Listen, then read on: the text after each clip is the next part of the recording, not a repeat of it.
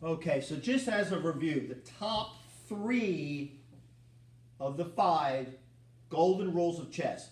Number 1, control the center. So I'm going to move king pawn out. I'm going to move the knight out, the king's knight out, the queen's knight out. You have 2 pieces in the center from both. I'm going to continue to develop my pieces here. So now you can see in the first few moves I have 2 knights and a bishop out, a pawn out, all of which are attacking or controlling one of the squares in the center. Okay?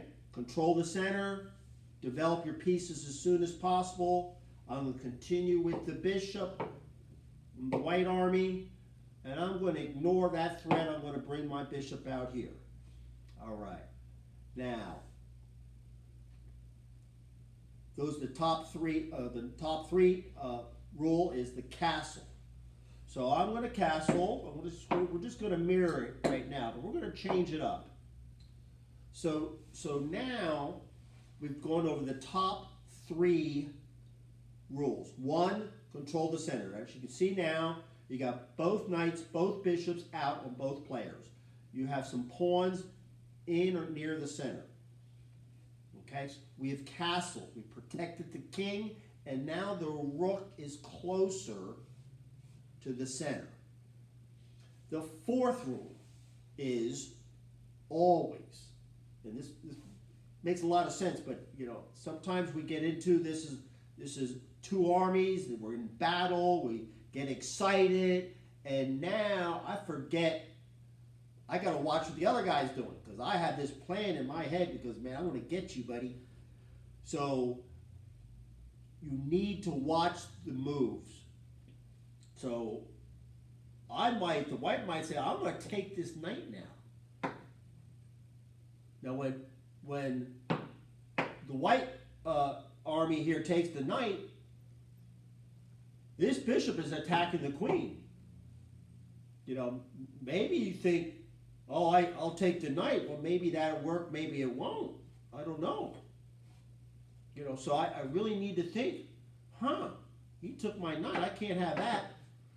But I have some options. So pause, think. I could take it with the pawn, then it's even. But it also creates a space, a void here, a weakness in front of the king.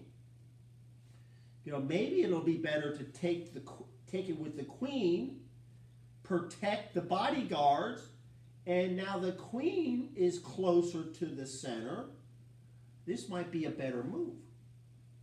So inspect your opponent's move, each and every move. That's the 4th tip. So just as a review, the top 3 rules of chess. Number 1, control the center. Consider these 4 squares as the bullseye for the entire game. Not just the first few moves, but the entire game. Focus on the bullseye. In this example, I'm going to move the pawns out, and then the king's knight out, the queen's knight out, the king's knight here. You can see a few moves. Each piece is active in the center, each piece.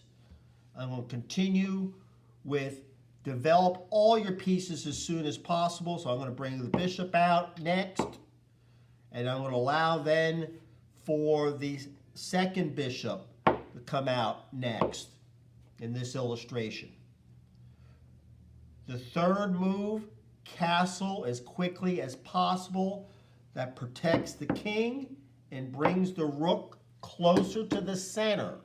So you can see here, 1, control the center, right? The bullseye. 2, develop pieces as quickly as possible. Both knights, both bishops are out for the white and the black armies. Number 3, castle, quickly. Protects the king, brings the rook closer to the center.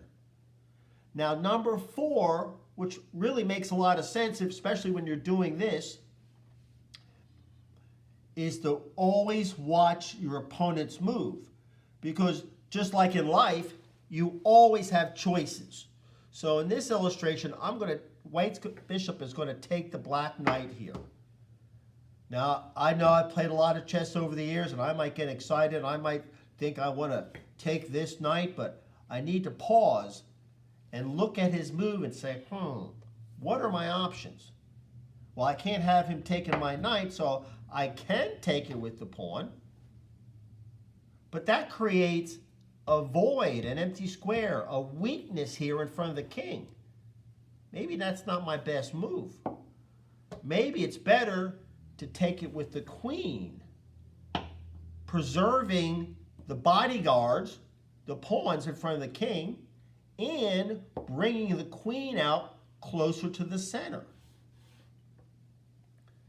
Number 4, inspect your opponent's last move.